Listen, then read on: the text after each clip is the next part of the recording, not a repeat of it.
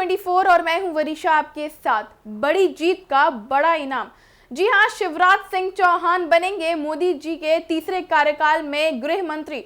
अमित शाह संभालेंगे संगठन। नरेंद्र मोदी सरकार अगले 2-3 दिनों में शपथ लेने वाली है। मंत्रालय के बंटवारे पर सहयोगी दलों लोजपा जनता दल यूनाइटेड और तेलुगु देशम के साथ बातचीत चल रही है। इसके अलावा बीजेपी के अनुभवी नेताओं को बड़ी जिम्मेदारी लेने की चर्चा है।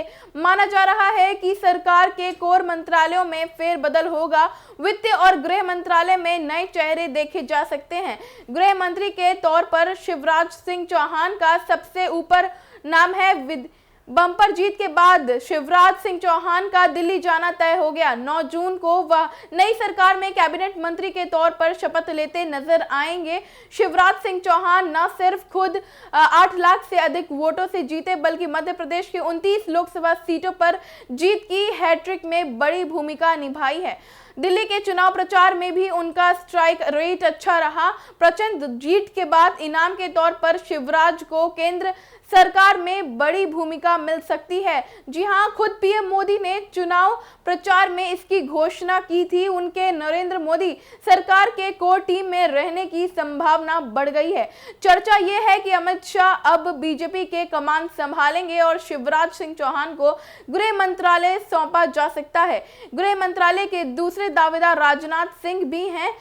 सीएम पद से हटते ही जुट गए थे मिशन 29 में, फिर बने भरोसेमंद। 18 साल तक लगातार सीएम रहने वाले शिवराज सिंह चौहान के केंद्र में जाने के कयास मध्य प्रदेश विधानसभा चुनाव के नतीजे आने के बाद से लगाए जा रहे थे। डॉक्टर मोहन यादव के मुख्यमंत्री बनने के बाद उनका दिल्ली जाना तय हो गया।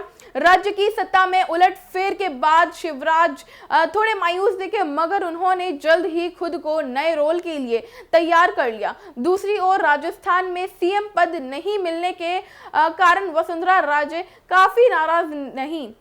लोकसभा चुनाव में शिवराज न सिर्फ प्रत्याशी बने, बल्कि पूरे राज्य में मिशन 29 के लिए अपनी ताकत झोंक दी। उन्होंने अपने अंदाज में पार्टी उम्मीदवारों के लिए वोट मांगे। उनका मामा वाली छवि और योजनाओं का असर लोकसभा चुनाव परिणाम में भी दिखा।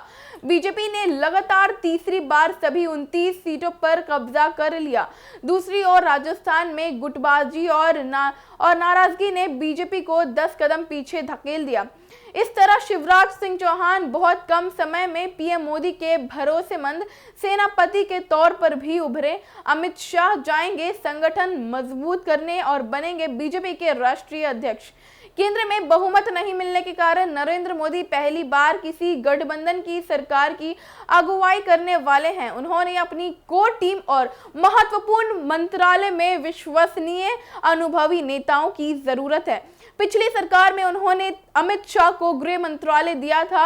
यूपी में करारी शिकस्त के बाद अमित शाह को दोबारा संगठन में भेजे जाने की जानकारी मिल रही है। इस बदलाव के बाद शिवराज सिंह चौहान ही ऐसे नेता हैं जो उनकी कमी पूरी कर सकते हैं। पिछली सरकार में मध्य प्रदेश के 2 कैबिनेट मंत्री थे। ज्योतिरादित्य सिंधिया नागरिक उड्डयन मंत्री बने और कृषि मंत्री के जिम्मा नरेंद्र सिंह तोमर को मिला था। माना जा रहा है कि मोदी के तीसरे कार्यकाल में यह विभाग सहयोगी दलों के खाते में जा सकता है। यहां तक शिवराज की छवि सख्त प्रशासनिक का नहीं है, मगर बतौर मुख्यमंत्री अपने कार्यकाल के अंत में उन्होंने योगी मॉडल को अपना लिया था।